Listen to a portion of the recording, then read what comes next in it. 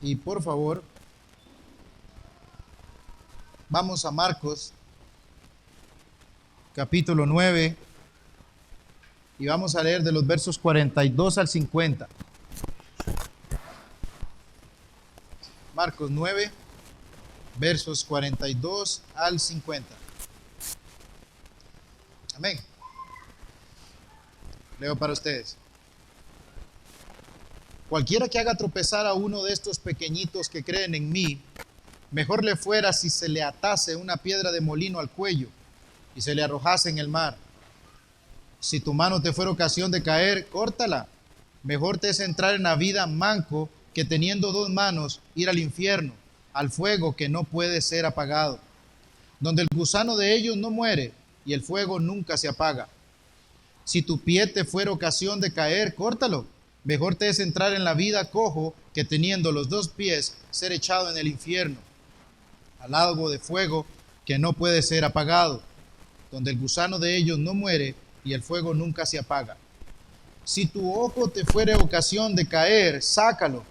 Mejor te es entrar en el reino de Dios con un ojo que teniendo dos ojos ser echado al infierno, donde el gusano de ellos no muere y el fuego nunca se apaga. Porque todos serán salados con fuego, y todo sacrificio será salado con sal. Buena es la sal, mas si la sal se hace insípida, ¿con qué la sazonaréis? Tened sal en vosotros mismos, y tened paz los unos con los otros. Tuvimos un hermano de Estados Unidos hablando en español. Ahora un latino va a decir unas palabras en inglés, porque según el sitio web Health Library de la Universidad de San Diego, California, dice que la gangrena es un problema de salud peligroso y potencialmente mortal. Sucede cuando se corta la circulación de la sangre en alguna zona o tejido o parte del cuerpo, ya sean manos, dedos, los pies, músculos e incluso órganos internos de nuestro cuerpo, haciendo que el tejido se rompa y muera, haciéndole un daño a la piel que llega después a tornarse de color negro verdoso. La palabra gangrena proviene de un término griego latino que significa que es persistente, una llaga persistente o tejido podrido. Hay varias causas que pueden ocasionar una gangrena: una infección en una herida, una quemadura, lesionarse con algún objeto que esté contaminado, una mordedura de un perro, ¿verdad?, infectada, entre otras. Son las causas de este mal tan peligroso que además se propaga rapidísimo y tiene que ser tratado a tiempo. La gangrena, de hecho, se puede tratar con antibióticos que eliminan esas bacterias que afectan esa zona que está siendo afectada. Pero si la gangrena, en especial la húmeda, como dicen los médicos, persiste, es mejor optar por lo que ellos llaman hacer un desbridamiento. En palabras más sencillas, por medio de una cirugía, hacer una amputación. Palabras nuestras, para que no se propague a las partes sanas del cuerpo. Todo con el único fin de salvarle la vida al paciente, ya que es mejor que le quiten un miembro o un órgano que está siendo afectado y que además esa gangrena lo está inutilizando, a poner en riesgo la vida de la persona. Con ese problema, hermanos, de la gangrena se debe actuar rápidamente, y si está avanzada, con más razón, pues es un caso de vida o muerte. Se debe tomar una decisión radical, extrema. El dudar, hermanos, puede costar la vida. Con esto en mente, he titulado este mensaje "Cuidado con el pecado", y lo he dividido en 3 partes que vamos a ver ahorita. Primer punto: cuidado con los santos del Señor. Marcos 9, 42 dice: cualquiera que haga tropezar a uno de estos pequeñitos que creen en mí, mejor le fuera si se le atase una piedra de molino al cuello y se le arrojase en el mar. Nosotros hemos venido viendo, y es un pequeño repaso también para las personas que están aquí, que no han seguido lo que hemos venido viendo en Marcos. En pasajes anteriores nosotros vimos cómo los discípulos estaban peleándose por quién sería el mayor en el reino de Dios.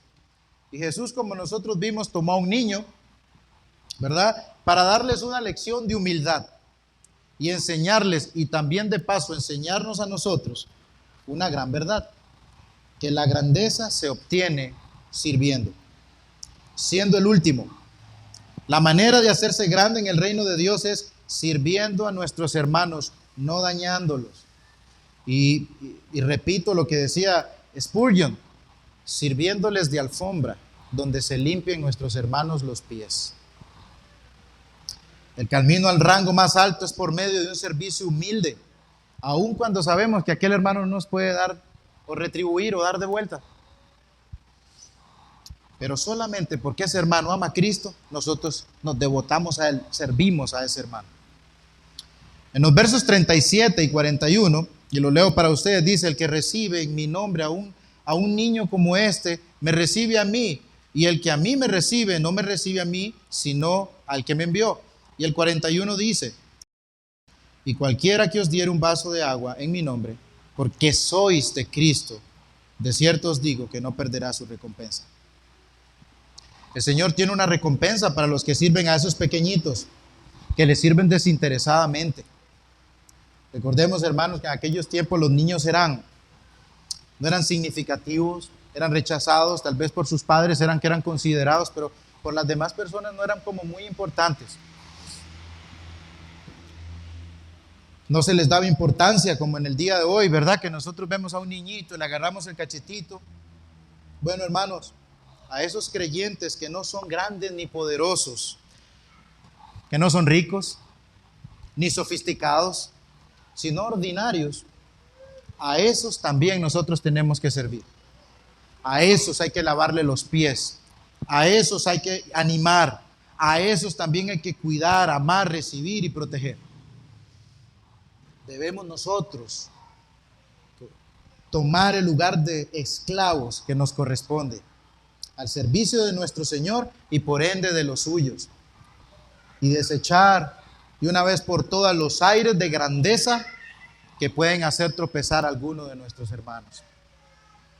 Hermanos, nosotros por lo general somos muy propensos a servir a aquellos que nos pueden dar de vuelta o que tienen algún rango social importante en este mundo. Pero a los simples mortales, como nosotros decimos, les dejamos a un lado, no los consideramos. Más bien los menospreciamos. Y si son nuevos en la fe, no los animamos.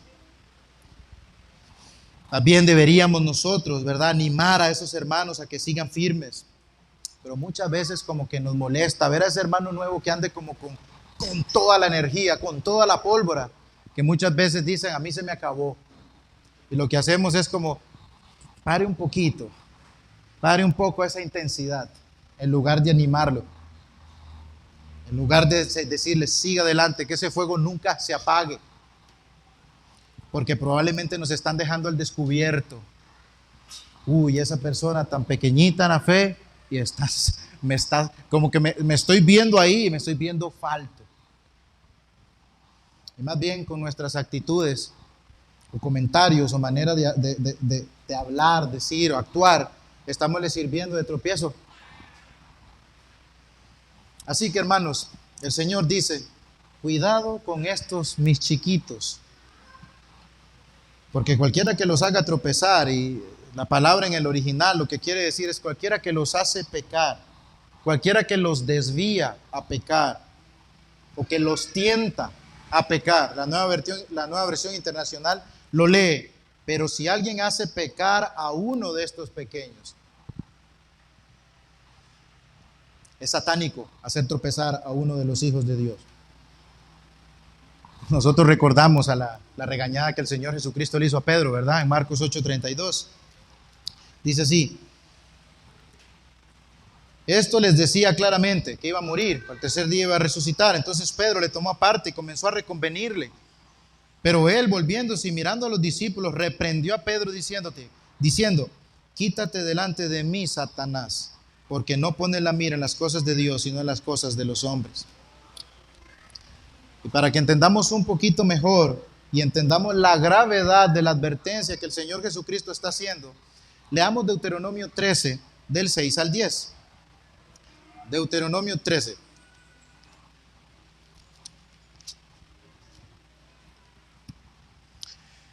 Dice así: si te incitare tu hermano, hijo de tu madre, o tu hijo, o tu hija, tu mujer, o tu amigo íntimo, diciendo en secreto: vamos, sirvamos a dioses ajenos, que ni tú ni tus padres conocisteis, de los dioses de los pueblos que están en vuestros alrededores, cerca de ti o lejos de ti, desde un extremo de la tierra hasta el otro extremo de la tierra.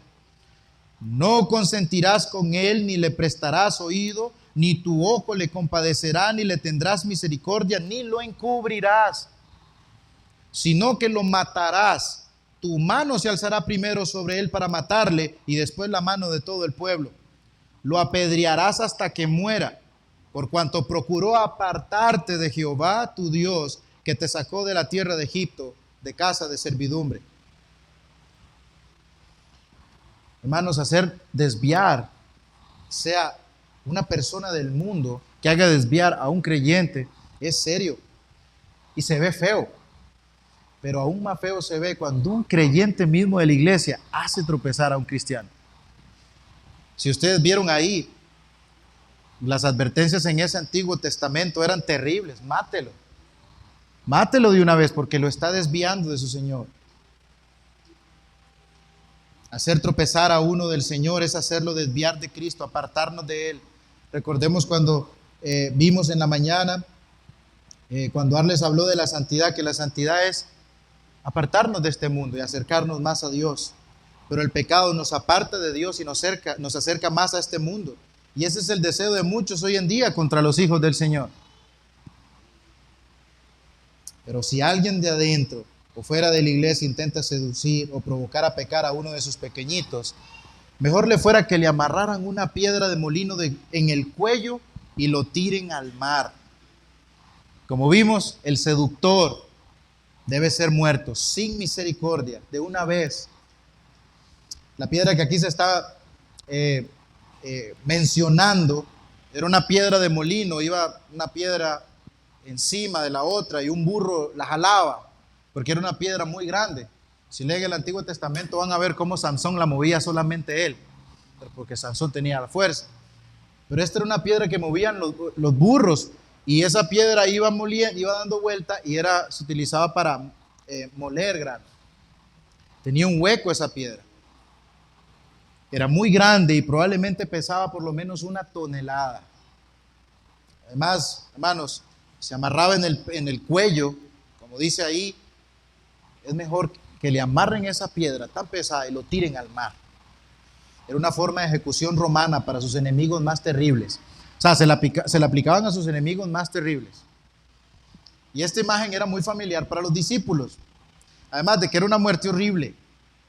Sin embargo, el Señor Jesucristo les dice que tal persona, cualquiera, sea un creyente o sea un impío,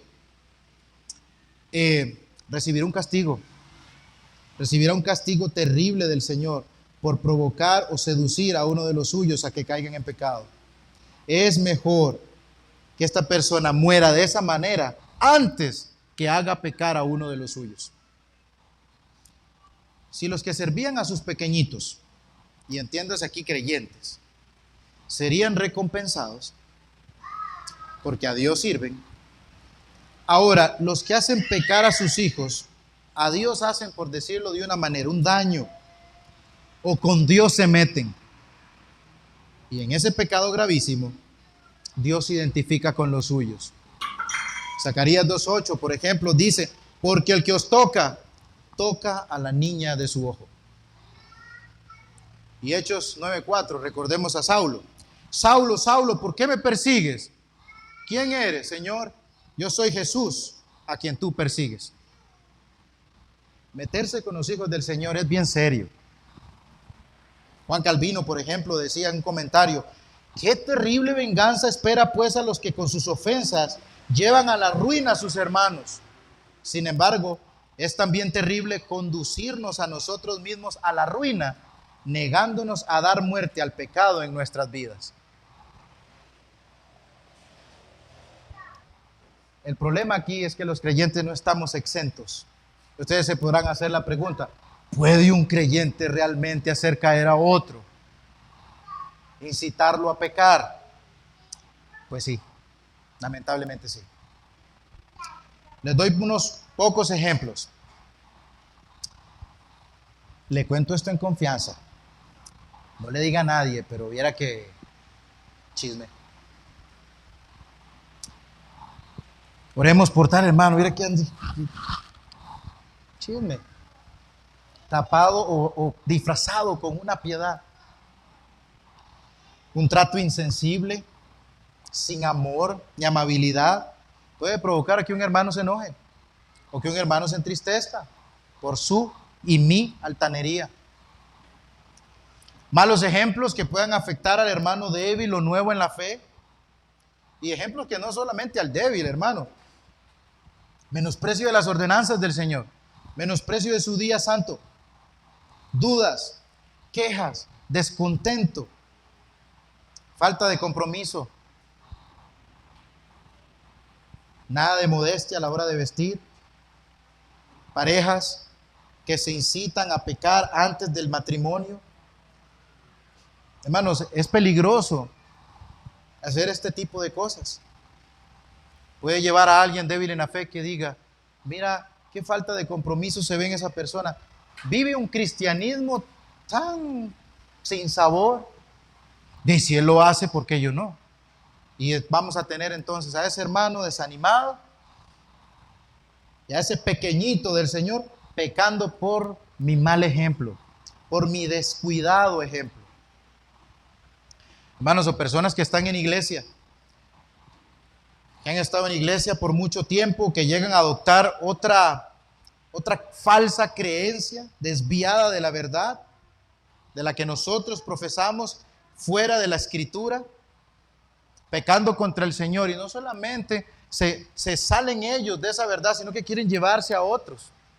Y nosotros podemos recordar segunda de Timoteo 2, 17 y 18, que de hecho el hermano Mariano a nosotros nos mandó urgentemente un documento para leer, cómo las falsas doctrinas como gangrena corren dañando rápidamente. Le presta oído y se lo lleva. Segunda de Timoteo 2, 17 y 18 dice, su palabra carcomerá como gangrena, de los cuales son Himeneo y Fileto, que se desviaron, trastornando la fe de algunos.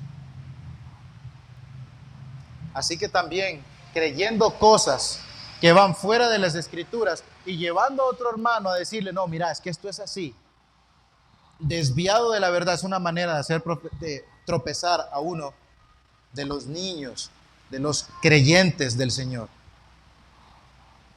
Hermano, tenemos que tener cuidado con aliarnos con Satanás, porque realmente esto es una estratagema de Satanás, hacer caer a los hijos del Señor. Y si un creyente lo está haciendo, se está aliando con Satanás. Con Satanás se identifica. Hacer estorbar o tropezar, incitar a un creyente por el cual Cristo pagó con su sangre. Y como les dije anteriormente, si se ve feo que lo haga un impío, aún más feo se ve que lo haga un creyente mismo, que se supone que se aman en la iglesia. Si bien los hermanos ofenderemos de alguna u otra manera, Dios va a proveer el arrepentimiento. Hermanos, este pequeño pasaje da para hablar de tanto, pero no hay tiempo. Si bien vamos a ofender en algún momento a un hermano, Dios nos va a dar ese arrepentimiento, esa humildad de ir donde ese hermano al cual nosotros ofendimos. Dios nos va a cuidar. Pero hermano, cuídese que más bien, por ejemplo, aquí usted se pone a pensar, aquí estaba Judas en ese tiempo. Aquí estaba Judas en ese tiempo. Pero si usted piensa que por su libertad cristiana usted puede ofender al hermano con esto y lo otro, es mi libertad, lo puedo hacer, y no le interesa a su hermano, y que con sus comentarios ese hermano puede después caer en la vida que antes llevaba, es mi libertad cristiana. y a usted no le interesa nada a su hermano. Hermano, yo creo que ahí hay una gangrena que está creciendo. Y examínese, no vaya a ser que usted sea un Judas en esta parte. Hermanos, ¿qué carga tenemos? Comenzando desde nuestro hermano Mariano, el pastor de nuestra iglesia, nosotros, los diáconos, los maestros de escuela dominical, y ustedes no se escapan tampoco. Tenemos que cuidarnos de no hacer pecar a ninguno de los aquí presentes. Así que es mejor, hermanos, que nos cuidemos del pecado y estemos dispuestos a lo que sea con tal de evitarlo. Y eso nos lleva al segundo punto. Cuídense o cuidémonos del pecado. Y leo para ustedes Marcos verso 9, de los versos 43 al 48, y dice así: si tu mano te fuera ocasión de caer, córtala. Mejor te es entrar en la vida manco que teniendo dos manos ir al infierno, al fuego que no puede ser apagado, donde el gusano de ellos no muere y el fuego nunca se apaga. Y si tu pie te fuera ocasión de caer, córtalo. Mejor te es entrar en la vida cojo que teniendo dos pies ser echado en el infierno, al fuego que no puede ser apagado, donde el gusano de ellos no muere y el fuego nunca se apaga. Si tu ojo te fuera ocasión de caer, sácalo. Mejor te es entrar en el reino de Dios con un ojo que teniendo dos ojos ser echado al infierno, donde el gusano de ellos no muere y el fuego nunca se apaga. Las advertencias continúan. Son advertencias bien serias. ¿Por qué son bien serias? Porque están saliendo de la boca de Jesús. Y primero que nada, hermanos, después de ver estas advertencias, no se las vayan a tomar literalmente. Leí en un libro que, por ejemplo, Orígenes de Alejandría tomó esto literalmente y antes de ser ordenado a su oficio, se castró, ¿verdad? Se dice que tenía problemas con la lujuria, entonces antes de ser ordenado, se castró. Aquí no tenemos que cortarnos las manos, no tenemos que cortarnos los pies.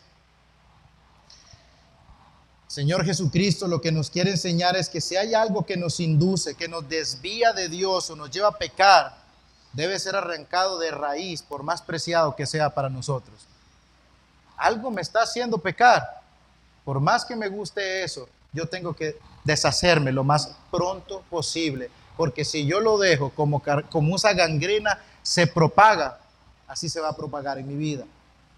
De hecho, nosotros vimos, ¿verdad?, cómo el pecado no quiere nuestro bien. Yo vi una imagen de un niño, salió un muchacho alimentando un gatito y el muchacho alimentaba al gatito y después en la otra imagen salía el león comiéndose al muchacho y decía: no alimente el pecado, cuidado con el pecado. Las manos, los pies y los ojos, hermanos, son partes muy importantes de nuestro ser. En los tiempos del Señor, los judíos las consideraban dones del Señor, dones preciosos, y hasta el día de hoy lo son. Manitos, tener ojos, pies, es precioso tener esas cosas. Pero lo que nos quiere decir aquí es que si algo que nosotros, por decirlo de una manera, disfrutamos, nos gusta, pero nos lleva a caer en pecado y ofender a Dios, usted tiene que medir las cosas. O sigue con eso que lo separa del Señor, o aléjese del Señor. Pero tiene que hacer un corte. Para dejar más claro esta parte, la advertencia es: cuidado con el pecado, no coquetee con él, no juegue con él, porque él no quiere jugar con usted, el pecado quiere destruirlo. Hágalo morir, no lo alimente como nosotros vimos.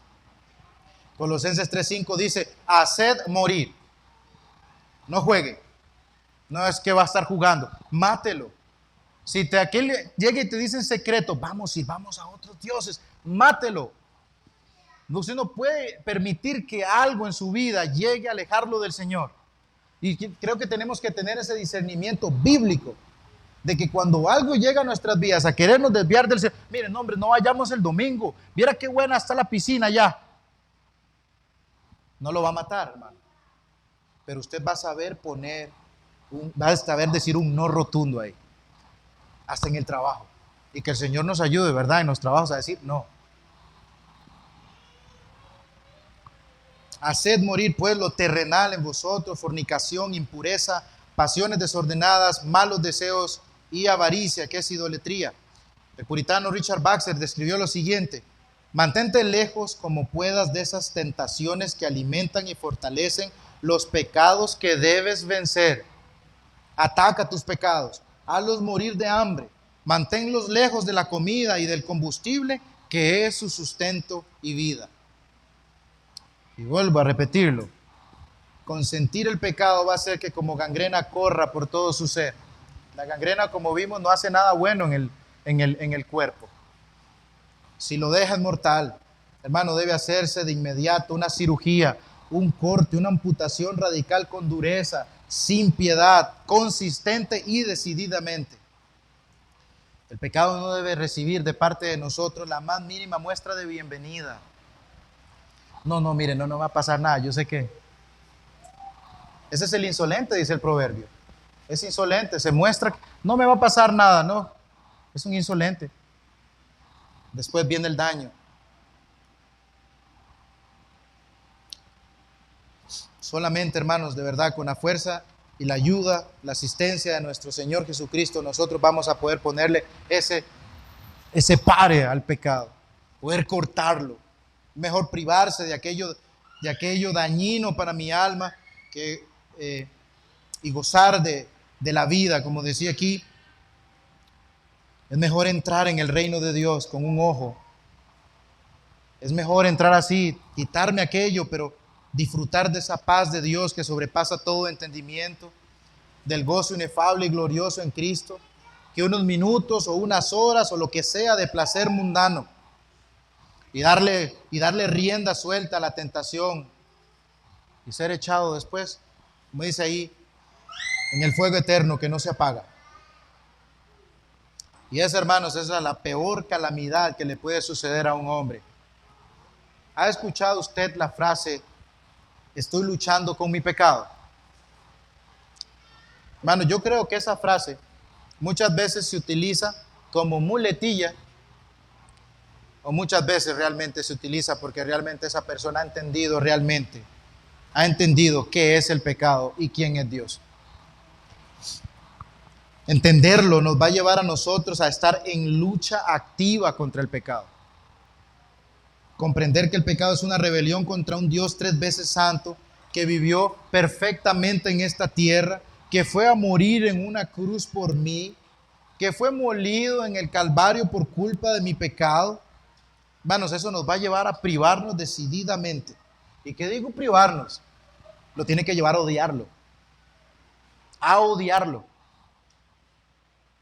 Pero un mal entendimiento de qué es el pecado y quién es Dios nos va a poner en peligro, dándole rienda suelta a mis placeres, amando todo pecado de por sí.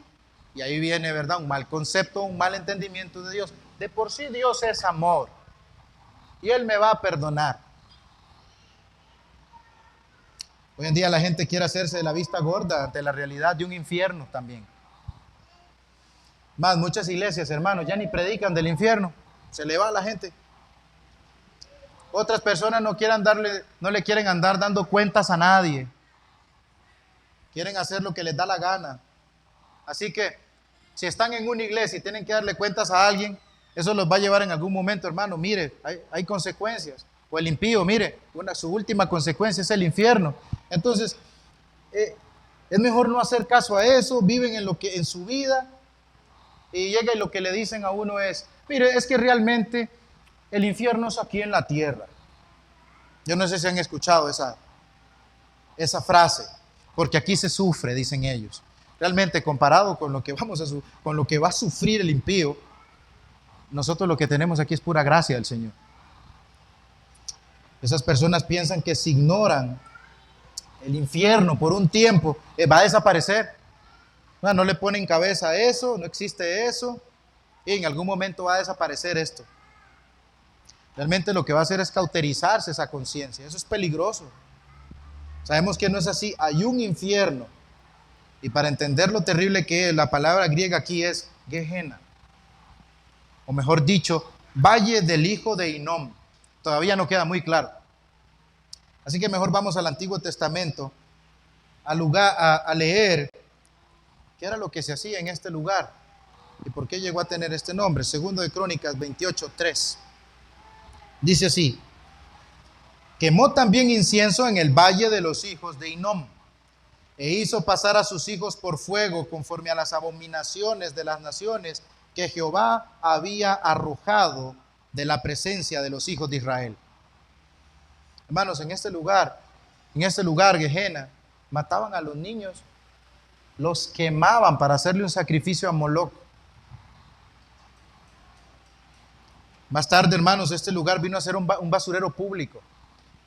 Todos pueden recordar a ese reformador del Antiguo Testamento, Josías, ese rey recto delante de los ojos del Señor, que paró esto. Lo hizo un basurero público donde se quemaba, se tiraba basura, se tiraban animales muertos, que también se tiraban a los criminales ahí. Entonces, ese fuego pasaba ardiendo ahí, quemando todas esas cosas. Se dice que andaban perros alrededor, mordiendo, carroñeros ahí. Imagínense el lugar tan feo que podía ser eso ahí. Habían carcasas de animales.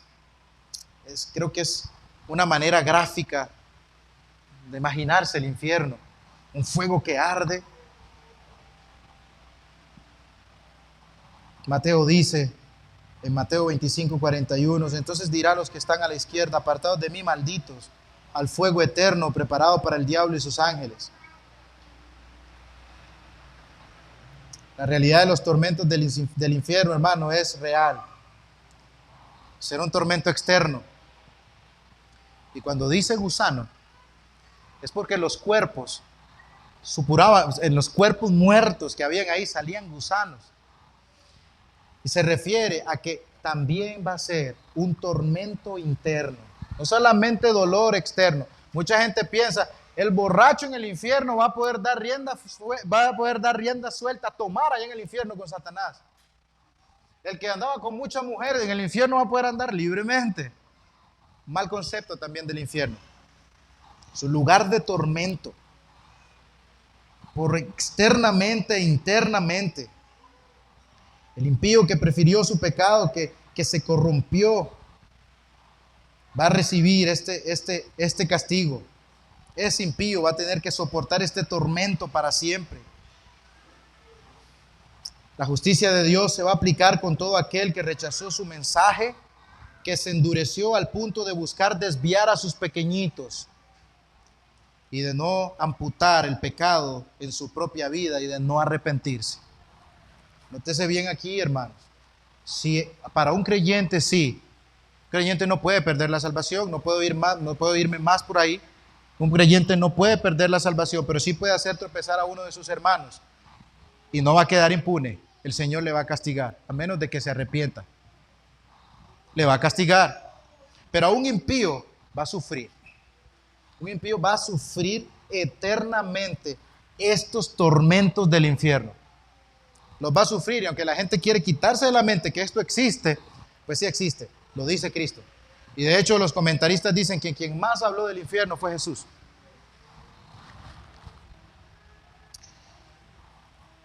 ¿Dónde estará usted, hermano, de aquí a unos 100 años? Pongámosle más, porque puede que estemos unos 200 años. En el capítulo 31 de nuestra confesión, en los párrafos 2 y 3, dice lo siguiente: las almas de los justos, voy a agregar aquí, estarán siendo entonces perfeccionadas en santidad, donde son recibidas en el paraíso, donde están con Cristo y contemplan la faz de Dios en luz y gloria, esperando la plena redención de sus cuerpos. Y voy a poner aquí: pero las almas de los malvados son arrojadas al infierno, donde permanecen atormentadas y envueltas en densas tinieblas, reservadas para el juicio del gran día. Usted muere, y usted murió sin Cristo. Prepárese, porque usted no va a estar ahí en un estado intermedio. Usted va a sufrir. Por eso, creyente, una vida de constante mortificación contra el pecado por medio del Espíritu Santo de Dios es estar más cerca cada vez de nuestro Señor. Hermano, estar mortificando nuestros pecados es también una manera de cuidar de nuestros hermanos más chiquitos en la fe. siéndoles de ejemplo y no de tropiezo. En resumen, no consienta, hermano, no permita que la más mínima tentación o muestra de pecado, no la permita, porque se propaga y trae terribles consecuencias, como acabamos nosotros de ver. Y esto, hermanos, me lleva al tercer punto y último.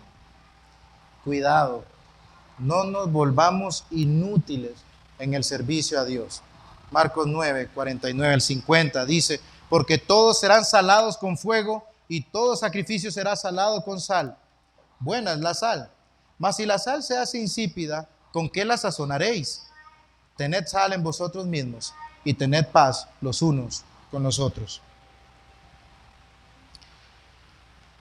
Jesús en los pasajes anteriores, mis hermanos, viene dando advertencias muy necesarias para los discípulos que inflaban su pecho de orgullo. Cuidado con ser de tropiezo para los más pequeñitos, los más débiles en la fe. Cuidado, no consientan el pecado, es terrible, trae consecuencias horribles y debe ser amputado de manera despiadada. Y por último, en estos versos de acá, otra vez les habla a sus discípulos con respecto al servicio. Recordemos, hermanos, que esto no se separa de que estos muchachos querían ser los mayores. Y el Señor sigue aquí dándoles una clase de humildad. Una clase de humildad. Un servicio, hermano, requiere sacrificios y además pureza. Por eso leemos, salados con fuego, porque todos serán salados con fuego. Todos sabemos que el fuego es un purificador. Así que aquellos que son sus siervos tendrán que pasar por un fuego de prueba. Hendrickson dice, ese fuego vendrá sobre todos para lograr la purificación. No solo va a separar a la gente buena de la mala, creyentes de no creyentes, sino que incluso dentro del corazón y la vida, incluso dentro del corazón y la vida de los creyentes, destruirá lo malo ese fuego y sacará a relucir lo bueno, haciendo que sean una fuerza preservativa, una sal que da sabor a su entorno. Es algo así como pasar por el horno del fuego, que se queme lo malo, que quemen las impurezas, ¿verdad? Y salga la joya preciosa, que quede libre de impurezas completamente. Por eso menciona después, todo sacrificio salado con sal. O sea, como los sacrificios del Antiguo Testamento se ofrecían con sal porque era un elemento preservante y además purificaba el sacrificio. Levítico 2:3 dice, y sazonarás con sal toda ofrenda que presentes, y no harás que falte jamás de tu ofrenda la sal del pacto de tu Dios. En toda ofrenda tuya ofrecerás sal. Así que el paso por ese fuego de prueba hará que usted quede como un sacrificio aceptable y puro o purificado para el Señor. Esas ofrendas con sal eran aceptables a Dios.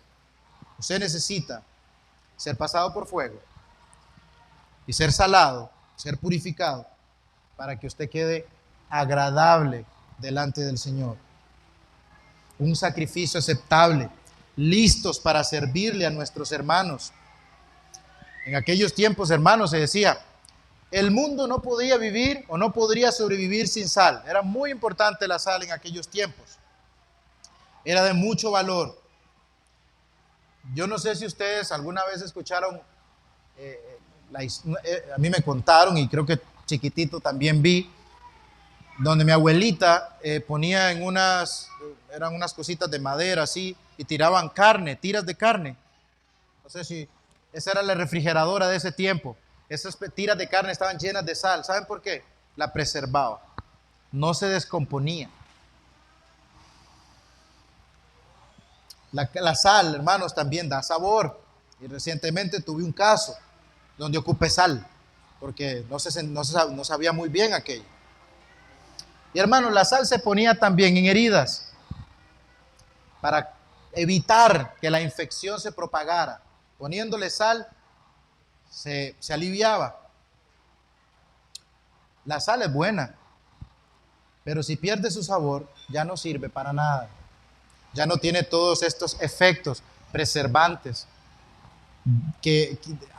antibióticos, por así decirlo. Debe ser desechada, es inútil. No preserva, no purifica, no sirve para nada, pierde su sabor.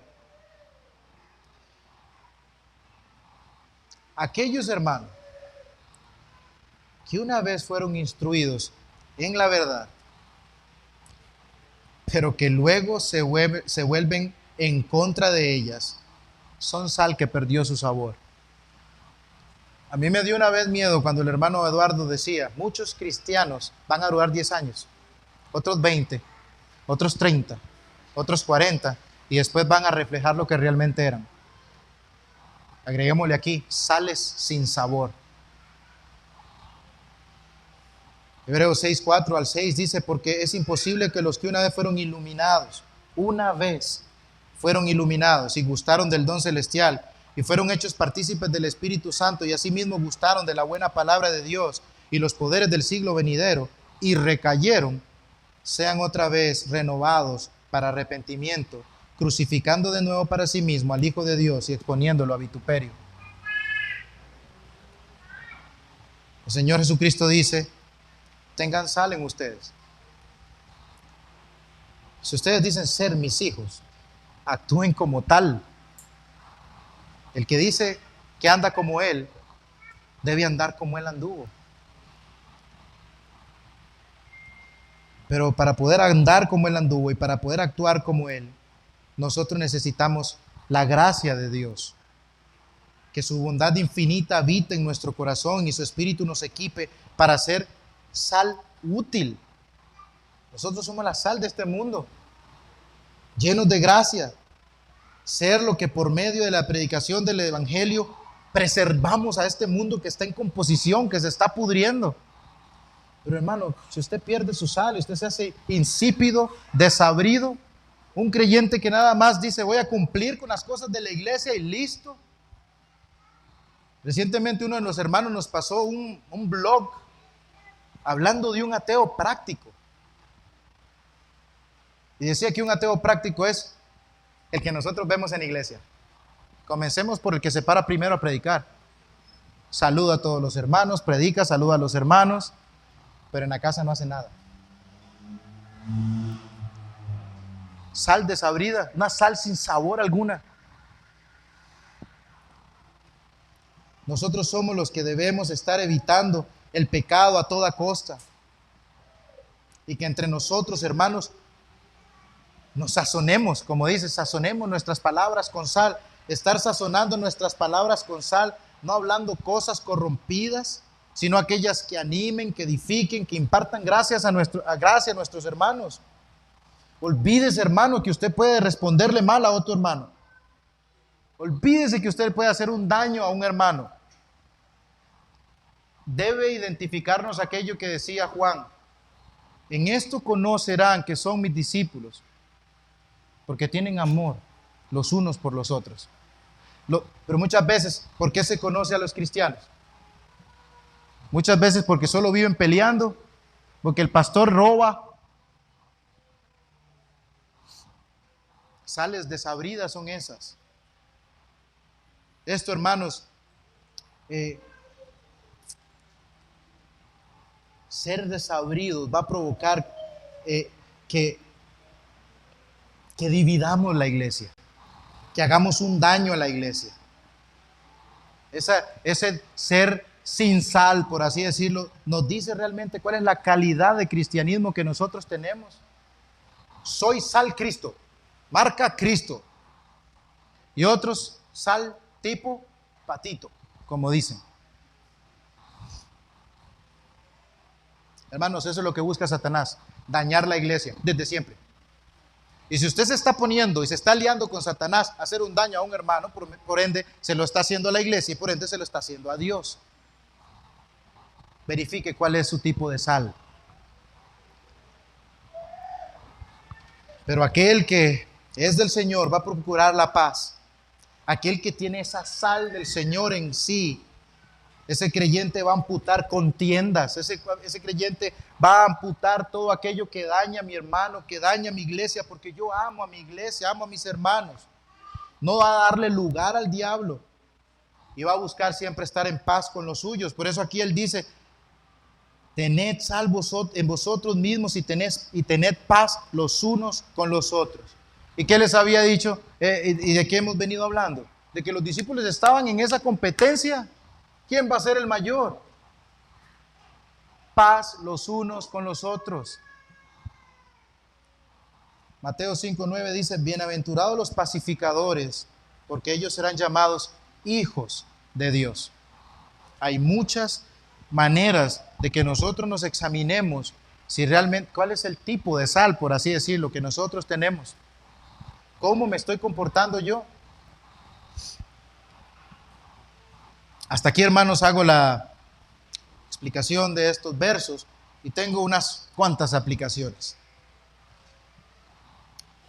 Mi hermano, ¿está siendo usted objeto de santificación?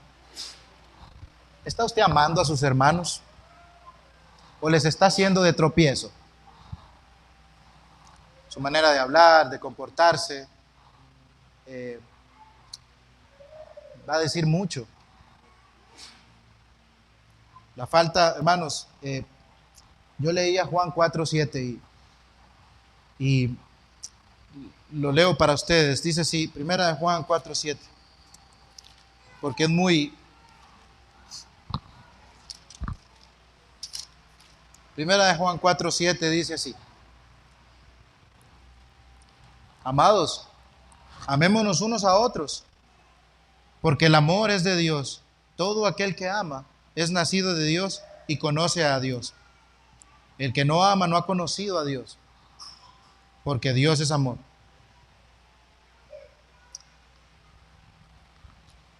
Habían otros que dicen, amamos a Dios, pero el que no ama a su hermano, no invente, por así decirlo. Yo amo mucho al Señor, pero está en pleito con su hermano, en competencia con su hermano.